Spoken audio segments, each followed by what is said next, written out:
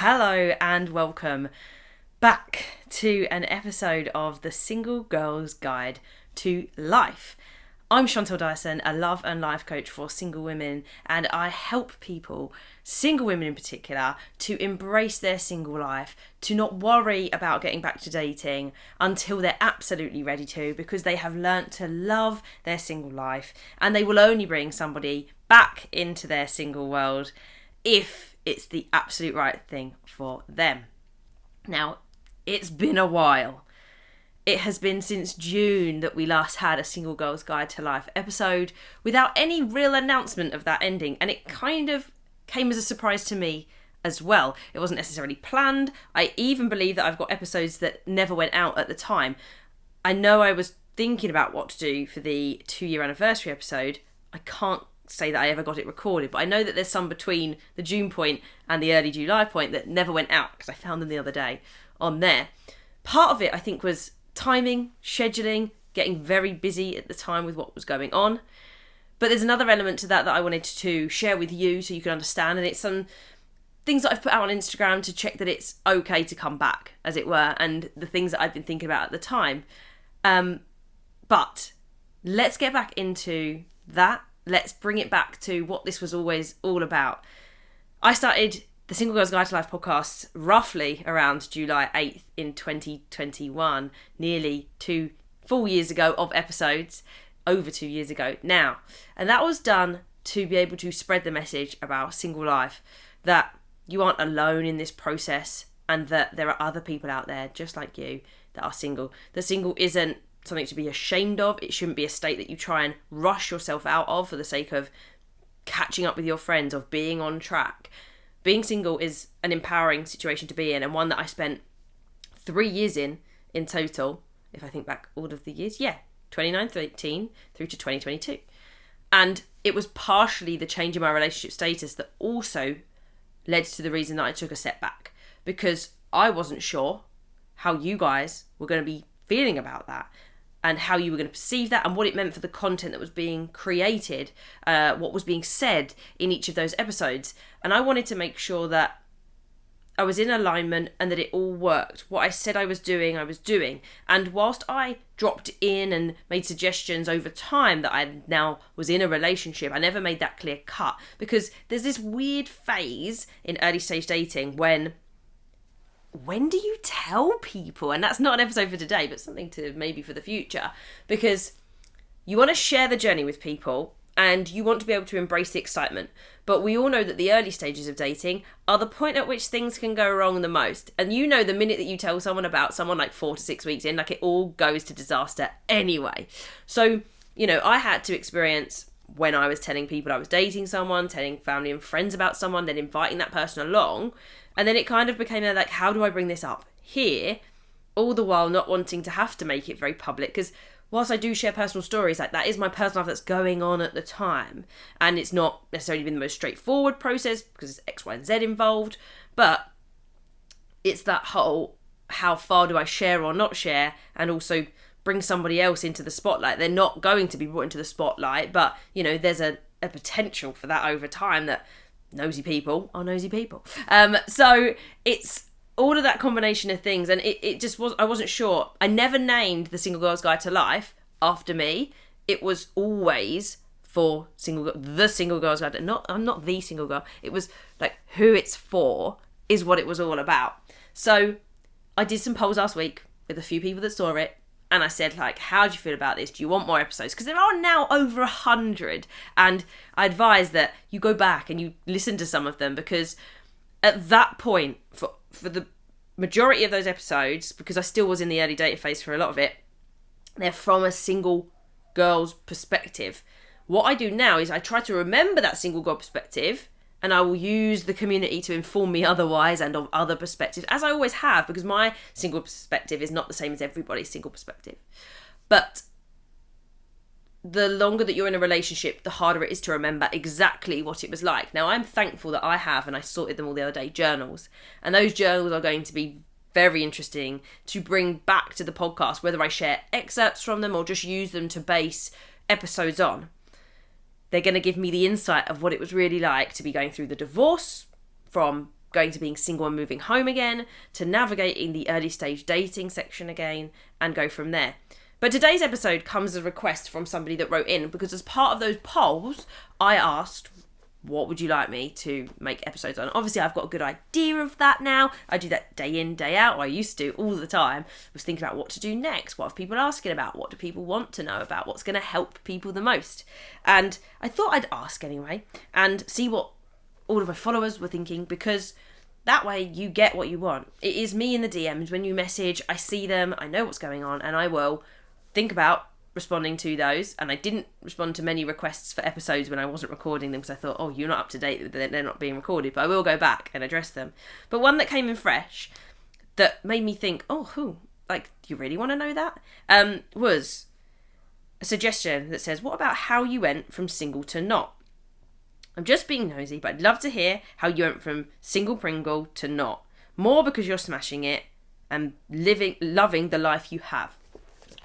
Now, to me, the story is in the past 100 episodes, and I'm sure I've spoken about like the journey as it comes on, but I forget that some people are new to this, in terms of new to the Single Girls Club, and if you haven't been around for a while, then you might not know my story. So this episode is entitled From Single to Stepmom, in inverted commas, because I'm not married to anybody, so by law I'm not a stepmom, but I think the minute that you get involved with someone that has children, you are possibly, depending on your relationship setup and how that works, you're possibly then committing to the idea of being involved with those children as well. And in that instance, I use the term stepmom because my dad has only just got married to my stepmom officially now, and they've been together circa 20 years. That didn't mean that she wasn't my stepmom for that entire time. That's what she was. So that role is the same principle, although we did live with mum, so I always think that is slightly different. But aside from that fact, that is where we're at. That is the title for this episode, and it won't be so much about the latter, though I know that the episode about deciding if you would like a relationship with someone that has kids or not was one that got quite a lot of commentary, and you wanted a follow-up, so that will come. But I know that dating relationships is not the primary area for many of you, though it will always be a feature, because there's a chunk of single girls that want to be in relationships if they can be. It's just a case of finding the right people. But today, it's going to be a bit self-indulgent, really, but it's intended to answer the question and the request of how I went from where I am 3 to 4 years ago in total, to now. And not just in terms of my relationship status, though the journey will be described in the milestones there. So I'm actually going to go back a little bit further to 2018, which is when I got married. I had been with my ex for 6 years by that point. I was 19 when we were 25. I got married when we were 25. We've been engaged since 2015. So we had been engaged. We'd been together 3 years, then got engaged, and then took 3 years to actually get married because of the way we wanted to time it with the dates and give ourselves plenty of time to save up for it as well. So we had this fantastic festival wedding that people still talk to me about today. And I'm not ashamed of the wedding. My wedding ring is this ring here. I don't wear it because it's my wedding ring. I wear it because I love the ring. I remember choosing it. It was £100 and I was like, I love it. It's rose gold. And it's not your typical wedding band. So I wear that. It's I don't know what way round this is going to come out on the video, but it's not on my wedding hand. My bouquet got freeze-dried and that lives on the wall. There's a picture of me in my wedding dress over there with my stepdad, who has sadly passed away since. But he lives there. And there's references around the house to the wedding. And it's not something that I shy away from talking about, because if you've ever been to one of my live events, getaways, any of the Single Girls Club things, it's all about the experience, but particularly the getaways, because they're so involved. And the wedding was exactly that. Like, anybody that attended had a very different experience to the next person that attended. It was like an immersive theatre experience, but not quite. But it was of that ilk. It was making it interesting. There was lots going on, and that's how I do extra. That's how I do things. So we had a fantastic wedding, and the build-up of that kept me very busy. But during that experience, people pile the pressure on about when you're going to have kids. And it was at that moment that I was like, I don't know if this is for me. I don't know if that's a good idea. Like, do I really want them? This is a big shift in identity. I've never really thought about this, because as far as I'm concerned, yes, I've always wanted kids, because who doesn't? You just get told to follow that. And that kind of continues my story. You would need to go back to the beginning episodes. It's in the first 5 where I talk about going through the stages of life and the fact that I was high achieving, go to university, get a job, and if you can, settle down along the way, kind of go, and followed that trajectory of what success and happiness is. And yes, at that point in particular, I started to address the fact that I had felt like I hadn't made any of the decisions in my life. Now that sounds like I'm putting responsibility off of myself, and that's not what I mean. What I mean is that I hadn't made conscious, deep decisions because I didn't know any better to what you should be doing, if you can use the word should, or what you could be doing if I want to take a slightly more open approach to that. So at that point, I started to think, well, hang on, what does having children mean? And it was then the whole system started to crumble, because I was like, hang on, what does all of this mean? And it was a classic sign of the quarter-life crisis. If you want to go into more detail, there are episodes on that, but also check out Dr. Oliver Robinson's webinar on going through crises stages. He's, as far as I'm concerned, the expert on it. Like, it's a real thing. Midlife crisis we always talk about, and we just talk about having an early midlife crisis. No. This is quarter-life crisis, defined in two particular ways of locked in or locked out. And I was locked in some particular way because I'd made so many commitments to a house, having pets, marriage, etc. And I just didn't know what to do to get myself out or to change that situation, bar leaving and changing and going, I'm gonna need to do this for me. And I can't stay here on the basis that I'm not sure and pretend along the way, as it would feel like, whilst then also wasting time for somebody else. That felt wrong. In fact, that felt worse than like the bit for myself. Both parts drove me to make that decision. And so I was thrust into this world of, I'm moving back home, we've got to sell the house, and oh my God, I've got to tell people at a certain point. Like, I didn't change my name, thank God. As a teacher, your surname is everywhere. So imagine if I changed to one name 1 year and then the year after came back as the other. No. Telling people was one of the hardest parts of that. I've been in a relationship since I was 19, and prior to that I was in another relationship. So like, as an adult, I hadn't been single, and it does feel like a failure when you experience it. It feels like it's a bad thing. And whilst my motivations had been I wanted to find out who I was on my own, I also didn't want to have to tell people that I was now doing that. Because there's judgment. Is there judgment involved? It's just awkward. And you're upset about it at the time, and realistically, you don't want anyone to have to ask about it or like say anything, and then you have to explain it to someone that doesn't really know what's gone on, and you don't want to have to tell the story. The amount of times you have to tell the story, you end up cutting parts of the story out because you don't want to have to talk about it. I don't want to not say like vaguely what's happened, but I also don't want to have to go through like the version of it 150 times. No, thank you. So you end up just doing a very abridged version of everything just to save yourself time and not having to go back and do it again.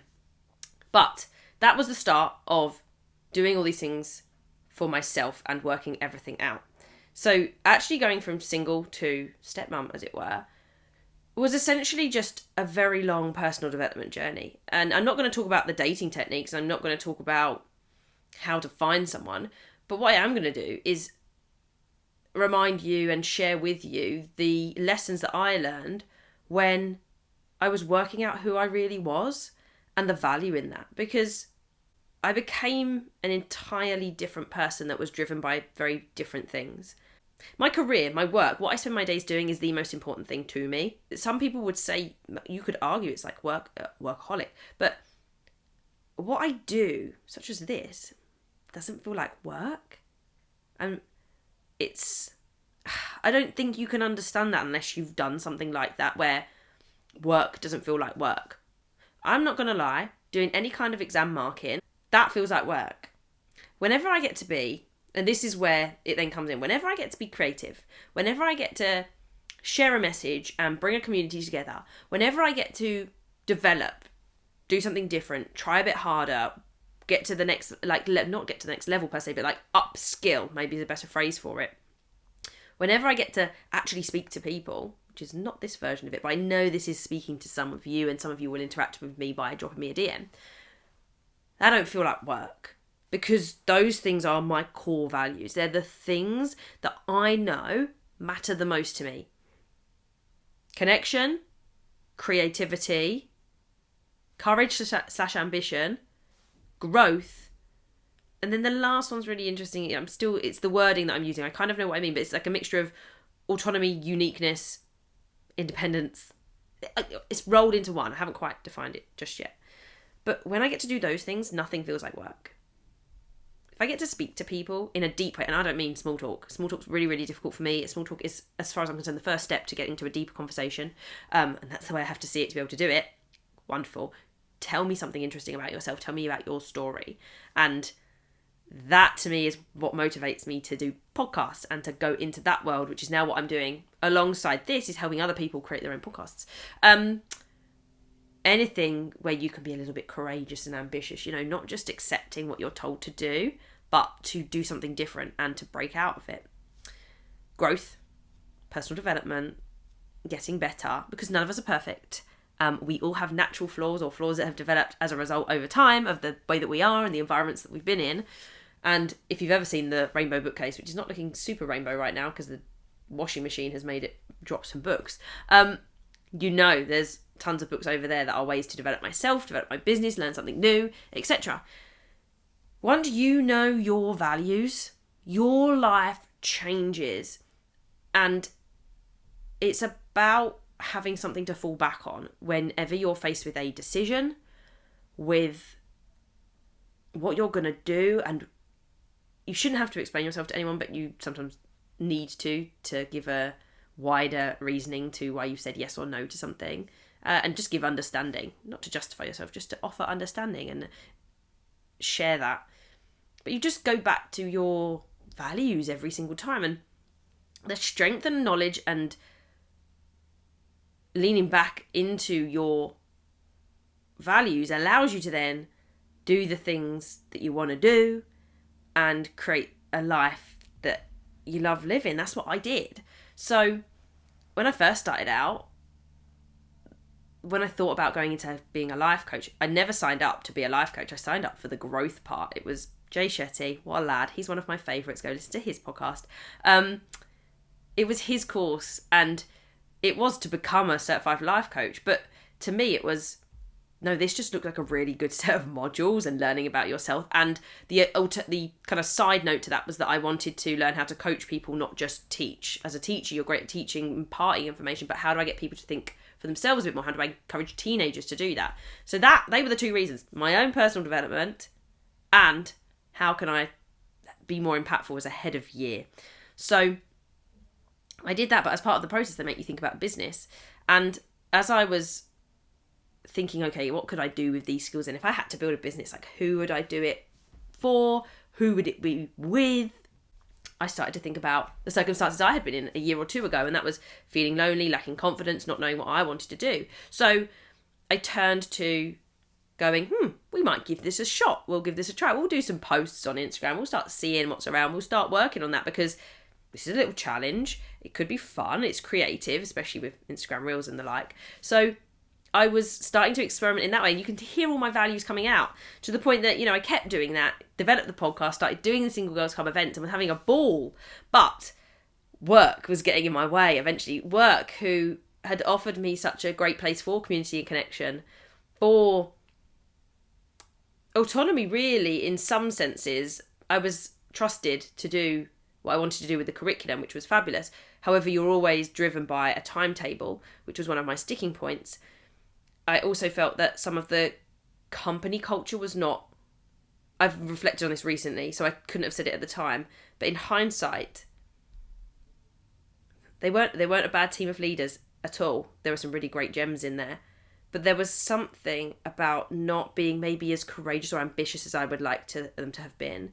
Or maybe the whole cohort wasn't quite. There was something really missing, and it was when I was listening to Jeff Mask at the Sales and Closing Super Conference the other week, when he was talking about leadership, and he was talking about the effect of the rule of thirds, not to do with art, he said. He said, in workplaces you have positives, minus, and this middle group, which are generally in thirds, the higher performers weaker performers, and the middle. And he said, if you put attention on the weaker performers, this middle lot who are undefined at this point will look at where you're putting attention and follow that. And what happens as a result is that all the attention goes down that end, and then the high performers just leave. Whereas if you put your energy into the high performers and focus on that, then the middle group will follow that energy and go upwards. And what happens is the lower or weaker performers leave. And I think, and I don't know that for certain exactly where all the stuff was being looked at. Like, I was being mentored very well by a colleague, but I didn't feel like we were focusing on the top end. And maybe that clicked in my mind as to why I left, despite there being some really good things. Like, there just wasn't enough there for me. And I didn't feel like going to another school was the right thing. I was ready for a new challenge, something different, something to get my teeth into, and something that literally tested my courage and ambition. Because, I mean, as far as I was concerned, I kind of played it safe. Like, I got promotions, fine, that's cool. I like a good interview, quite enjoy them, literally. So I wanted something that was going to really test me. And I felt like business, having sat after having had an ovarian cyst operation, and learning about business whilst I was stuck on this sofa, learning about that. And alongside that, I was trying to then just find out what I liked doing and pushing myself out my comfort zone. That's where all of the solo adventure stuff came from, you know, going on trips, going away on my own. I think back and I used to do conferences on my own, even when I was in a relationship, you know, mass conferences. My partner wouldn't come with me to that at the time. So, you know, being on my own in that sense wasn't a problem. So then it was just a case of, well, I don't think I've got friends in particular that this is going to be very easy to plan things with, but I'm not going to let that stop me taking trips to Manchester, going to festivals. It's knowing what experience that you want to have from this life and not letting being single get in the way. Because it's so easy to do. You could come home every day, sit here, watch Netflix, scroll on your phone and do nothing. But that doesn't make me an interesting person. That doesn't make me grow. That isn't fun. It's not very courageous. There's not a lot to it. For some people, it's absolutely fine. Like, they love that. They need that to get their energy back. But for me, based on my values, I knew that I wanted to do more. That I wanted to grow and have experiences. And whilst it wasn't for dating, you think what happens when you meet anybody new, friends or potential dates, when you tell them about the adventures that you've been on, big or small. Well, I went and stayed here on my own. Oh, I did that thing where you go to the airport and don't know where you're going until you get there. Oh, I was on a panel the other day for this, this and this. You've got passions. You've got something interesting about you. You aren't just someone that goes to work, comes back and does nothing with that. And it doesn't even have to be work related. It can be absolutely hobby related, but just something that you're passionate about. Something that you could talk for hours about. Teaching used to be my thing. I used to bore people with teaching. I used to say, don't get me talking about teaching because you won't stop. And I still love teaching as well. Like, I'll talk about the principles and what I believe in teaching. Very strong opinions there. But that's what made me interesting. It made me light up. So the idea of going from single to stepmom or from single to success, whatever you define that as, is not about anything in particular, but just finding what you really want to do and sticking with that. And doing one little thing every day that will start to contribute to you living in alignment with those principles more and more every single day. With doing the things that light you up, that you can be passionate about and brings positive energy. Because then when things go wrong, when you've had a crappy day, like, it doesn't matter because you're like, but I get to do this. And I'm living my life this way. And one of the things that motivates me is always the whole deathbed situation. It sounds terrible. It sounds ominous. It sounds like, we're really talking about this? But it is the idea of, like, what would I think if I was literally on my last days and I looked back and I stayed in the job that I stayed in? For me, that wasn't the right option. For me, that was like, oh God, is that all I'm going to have to show for that? I wanted more from it. I wanted more fun. I wanted more excitement. I wanted more ambition. I wanted to have more to be proud of in that sense. Not that you can't be proud of those things, but for me, that wasn't the case. And so then when it came round to relationships as well, having these very secure values meant that whoever I found had to at least complement those. Now, my partner and I have discussed our own personal values, but we've also discussed what we think our partnership values are. And when we did this independently of one another, I wrote them down and then prompted him and said, what do you think our values are? He sent them and I said, oh, here's what I wrote down. We had 3 that were in common. I can't remember them exactly off the top of my head. I would have to go back to the messages to be absolutely sure. I have referred to them previously. But the point is that we have intersection, but then we also have things that are personal to us, whether that's different interpretations or just different priorities or just different ways that we see things. So even from our own lists, there was crossover, but very, very different things in that sense of what matters most to us. It doesn't mean that we don't like the other thing. It's just a case of that's actually what matters most to us. And you might also think that it's quite interesting that I've ended up in a scenario where I would now refer to myself or group myself into the identity of stepmom in some way, when I said at the beginning that one of the things that made me realise everything was, do I want children of my own? Or that question, that pressure on children. Now, when it came to the children in my relationship that are not mine, it was a careful consideration and one that we spoke a lot about. We spoke about what it would mean in terms of meeting them and what that would allow us to do with our relationship. We spoke about what that might mean for the future. We spoke about what would happen if it turned out that I didn't feel comfortable with that role and identity, because that was a big concern for me. Like, I changed my mind on a marriage because of the idea of children. Like, I don't want to come into a stepchild's life and then disappear soon after because I wasn't sure. So we had to be real careful with that. We came up with what we'd do if, could the relationship work in a slightly different model? It would have its limitations if we did that, but would that be something we were both up for? Would we try it, etc.? And just taking it at the right pace, not rushing. There's no plans to live together. Like, this is my home. This is my space.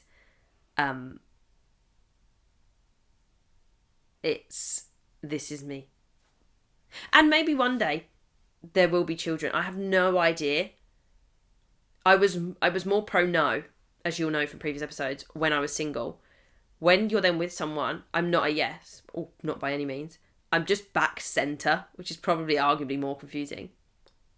So, and I have to be really careful there, because why has that changed? Well, hang on. I've got a whole experience where I do have to experience children. So I think I'm even more centre because of that. If I was just with someone, I don't know if I would contemplate it more, or if I would be more like, so let's go for scales. Which way around? I don't know which way around you're going to see this, but let's just say this is no and this is yes. So this is where I was before, and this is where I think I am now.